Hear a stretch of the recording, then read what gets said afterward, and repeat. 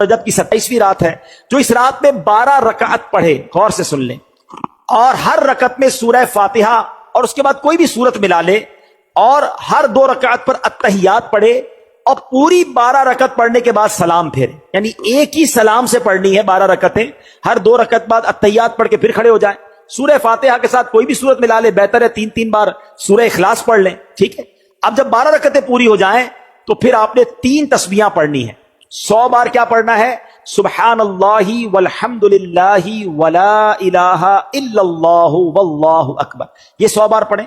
پھر 100 بار استغفار پڑھ لیں، استغفر اللہ استغفر اللہ ربی من کل ذنب واتوب الیہ، یہ پڑھ لیں، اور پھر 100 بار درود پاک پڑھ لیں۔ جب یہ وظیفہ کمپلیٹ ہو جائے تو نبی پاک فرماتے ہیں اپنی دنیا اور آخرت کے لیے جس چیز کے بارے میں دعا مانگے گا اور صبح کو روزہ رکھے گا، اللہ پاک اس کی سب دعائیں قبول فرمائے گا، سوائے اس دعا کے جو گناہ کے لیے ہو۔ معاذ اللہ اگر کوئی اپنے گناہ کے کام کے لیے دعا کرے گا تو وہ قبول نہیں ہوگی۔ اللہ پاک ہم سب کو عمل کرنے کی توفیق عطا فرمائے۔